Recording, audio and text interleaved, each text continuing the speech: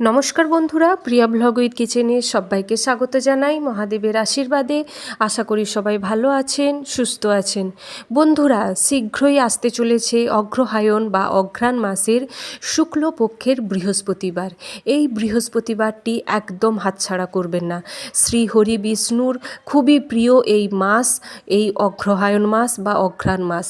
এই অগ্রহায়ণ মাসের শুক্লপক্ষের বৃহস্পতিবার দিন একটি আপনারা চার্জ মানি অর্থাৎ শক্তিশালী টাকা একটি এমনভাবে তৈরি করুন যার ফলে সমস্ত টাকা পয়সার যে এনার্জি, পজিটিভ এনার্জি আপনার মধ্যে একদম পুরো খিচে চলে আসে। অর্থাৎ সেই আকর্ষণ, একদম মানি ম্যাগনেট যেটা তৈরি করবেন তার আকর্ষণে আপনার আয় উন্নতি দ্বিগুণ হারে বৃদ্ধি হবে, যার ফলে আপনাদের সংসারের সমস্ত বাধা বিপত্তি, পিতৃদোষ, বাস্তুদোষ সমস্ত কেটে উন্নতির চরম শিখরে পৌঁছবেন। আপনাদের সমাজে মান সম্মান প্রতিষ্ঠিত পাবে, নাম যশ খ্যাতি চারিদিকে আপনাদের পুনরায় বৃদ্ধি পাবে। যদি কোনো দিন ঘাটতি থেকে থাকে মান সম্মান বা আগে ছিল এখন আস্তে আস্তে কমে যাচ্ছে, আপনাকে কেউ চিনতে পারছে না, টাকা পয়সা ছাড়া তো দেখুন এই দুনিয়ায় কেউ কাউকে চেনে না, তাই অবশ্যই এই দিনটি আপনারা অবশ্যই তৈরি করুন।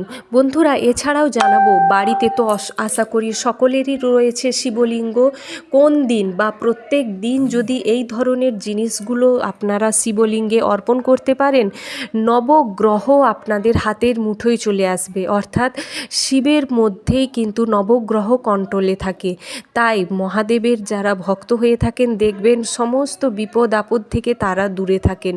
তো এমনটা নয় যে যে যার ভক্ত যে যার ইষ্ট দেবতার প্রতি আছে, কিন্তু মহাদেবের পুজো যারা বাড়িতে করেন, শিবলিঙ্গ যাদের বাড়িতে রয়েছে, আপনারা যদি এই সমস্ত জিনিসগুলো অর্পণ করতে পারেন, আপনাদের সমস্ত বাধা বিপত্তি চিরতরে দূর হয়ে যায়। প্রত্যেক দিন আশা করি মহাদেবকে জল অভিষেক করেনি, ফুল জল বেলপাতা দেন। তার সাথে সাথে ছোট্ট ছোট্ট কয়েকটা জিনিস আপনাদের সাথে শেয়ার করব, অবশ্যই সেইগুলো করে দেখুন। আশা করছি আপনারা উপকৃত পাবেন। 1 মাস করলেই বুঝতে পারবেন যে হ্যাঁ, নবগ্রহ আপনাদের কন্ট্রোলে রয়েছে। তো যাই হোক বন্ধুরা, আগে জানুন মানি ম্যাগনেট যন্ত্রটি। বন্ধুরা, আপনাদের করতে হবে এটা শুক্লপক্ষের বৃহস্পতিবার, সেটা যে কোনো মাসের করতে পারেন বা পূর্ণিমা তিথিতেও করতে পারেন। তবে শুক্লপক্ষের বৃহস্পতিবার আর শুক্রবার দুটো দিন পরপর পাচ্ছেন, আপনাদের খুবই কাজে লাগবে এই দুটো পরপর শুক্লপক্ষের দিন। কেন বলছি সেটাও বুঝতে পারবেন। আপনাদের কি লাগবে, একটি 100 টাকার নোট বা 500 টাকার নোটও নিতে পারেন। একটি নোট লাগবে একদম ফ্রেশ, একদম যেন কোনো ওই নোটের মধ্যে ভাঁজ দাগটা না থাকে বা কোনো কাটা বা কোনো নিখুঁত, একদম নিখুঁত একটি নোট নেবেন। আর একটি 1 টাকার কয়েন নেবেন ধান শীষওয়ালা, অর্থাৎ যেই কয়েনের মধ্যে দেখবেন ধানের শীষ দুদিকে দুটো উঠে রয়েছে, এই রকম একটি 1 টাকার কয়েন নেবেন। যেখানে 1 টাকার কয়েন চলে না সেখানে 5 টাকার কয়েনও নিতে পারেন। তো এই দুটো জিনিস নিতে হবে।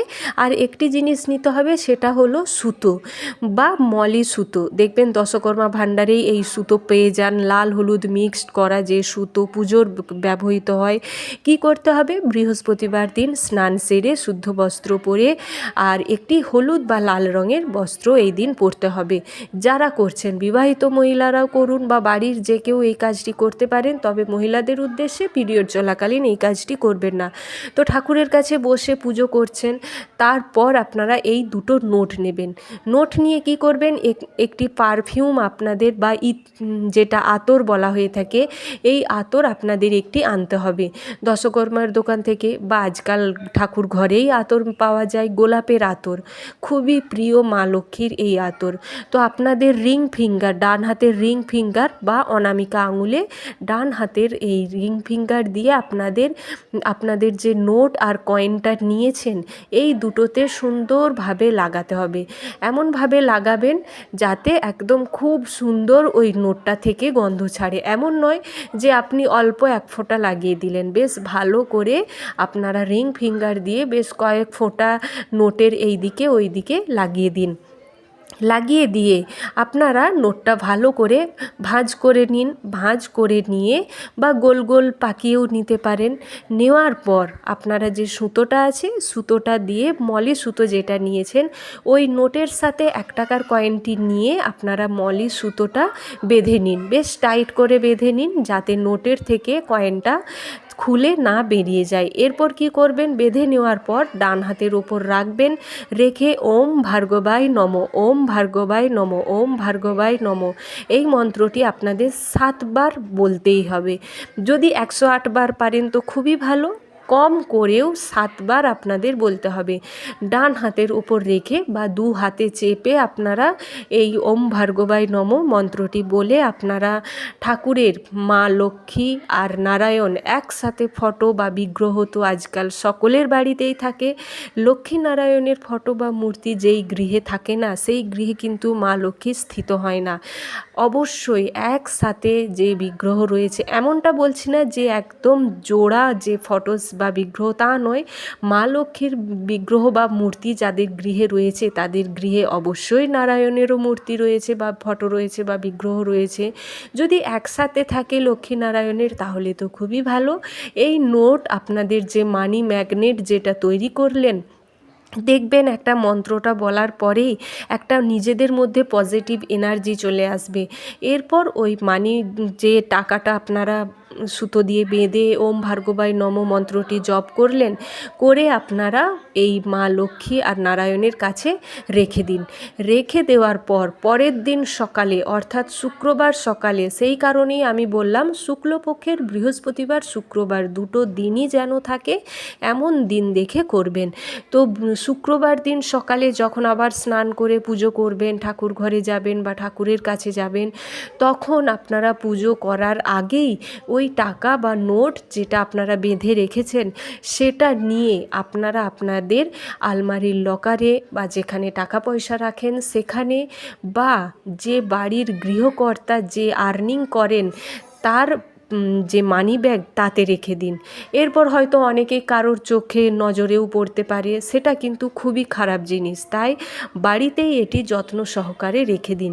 একটা যে কি পরিমাণ মানি ম্যাগনেট বা চুম্বকের সৃষ্টি হলো, যার আকর্ষণে আপনাদের জমে থাকা আটকে থাকা কাজ আস্তে আস্তে খুলে যাবে। আপনাদের যেখানে টাকা পয়সা বেশি রোজগার করতে পারছেন না, রোজগারের পথ আস্তে আস্তে বন্ধ হয়ে যাচ্ছে, সেই সমস্ত পথ খুলে যাবে। আপনাদের ব্যবসা যেখানে লাভ হচ্ছিল না সেখানে আবার আপনারা লাভ দেখতে পাবেন। করে দেখুন না, অবশ্যই ফল পাবেন। দ্বিতীয়ত, নবগ্রহকে কন্ট্রোল করতে আপনারা বাড়িতেই করুন শিবলিঙ্গের এই জিনিসগুলো অর্পণ। দেখুন বন্ধুরা, মহাদেব হলেন এমন একজন দেব, এই দেবতার মধ্যে নবগ্রহ কন্ট্রোলে থাকে। এই দেবতাকে তুষ্ট করা মানেই নবগ্রহ আপনার কন্ট্রোলে বা আপনার প্রতি তিনি তুষ্ট থাকবেন নবগ্রহ। তো বন্ধুরা, বাড়িতে সকলেই জল অভিষেক করেন বা পঞ্চামৃত দিয়ে মহাদেবকে অভিষেক করে থাকেন। প্রত্যেক দিন সম্ভব হবে না কারোর পঞ্চামৃত, যেমন সকলেই জানেন পঞ্চামৃত মানে ঘি, মধু, দুধ, দই, জল, এই 5টি জিনিস দিয়ে অভিষেক করা সকলের হয়তো সম্ভব রোজ নাও হতে পারে। তো আপনারা সোমবার বা প্রত্যেক মাসে শিব চতুর্দশী বা শিবরাত্রি আসে, এই দিন বাড়িতে অবশ্যই আপনারা এই পঞ্চামৃত দিয়ে অভিষেক করুন, নচেত রোজ আপনারা জল দিয়ে অভিষেক করুন। এছাড়াও যদি আপনারা সবুজ ছোলার ডাল একটাও যদি অর্পণ করতে পারেন, বৃহস্পতি আপনাদের হাতের মুঠোয় চলে আসবে। সব থেকে সকলেই জানেন বৃহস্পতিকে কন্ট্রোল করা মানেই টাকা পয়সা আপনাদের হাতের মুঠোয়। তাই একটি মাত্র ছোলার ডাল প্রত্যেক দিন একটি করে শিবলিঙ্গে দিয়ে জল দিয়ে পুজো করুন। তার সাথে দেবেন একটি সবুজ মুগ কড়াই। সবুজ মুগ কড়াই শিবলিঙ্গে দেওয়া মানেই বুধ আপনার কন্ট্রোলে থাকবে। যাদের শনির 7.5 বা শনির দশা বা শনির ঢাইয়া চলে, 1 ফোঁটা সর্ষের তেল শিবলিঙ্গে অর্পণ করে জল দিতে হয়, তাহলেই শনির দশা থেকে মুক্তি পাবেন। অর্থাৎ বৃহস্পতিবার দিন ছোলার ডাল, বুধবার দিন সবুজ মুগ ডাল, আর শনিবার দিন সর্ষের তেল, আর রোজ জলাভিষেক করুন। এছাড়াও বন্ধুরা অবশ্যই বাকি দিন যদি জানতে চান কোন কোন জিনিসগুলো দিয়ে আপনারা করতে পারেন মহাদেবের অভিষেক, অবশ্যই কমেন্ট করতে পারেন, আমি জানিয়ে দেব। একটা ভিডিওতে সমস্ত রকম বলাটা সম্ভব হয়ে ওঠে না, ভিডিও লং হয়ে যায়। যদি কেউ ইচ্ছুক থেকে থাকেন কমেন্ট করতে পারেন, অবশ্যই জানিয়ে দেব। সোমবারে কাঁচা দুধ দিয়ে অবশ্যই অভিষেক করুন, চন্দ্রমা হাতের মুঠোয় থাকে। তো বন্ধুরা, এছাড়াও একটি অক্ষত আতপ চাল মহাদেবকে দিতে ভুলবেন না, আর্থিক অবস্থা মজবুত হয়। ভালো লাগলে লাইক শেয়ার কমেন্ট করতে ভুলবেন না।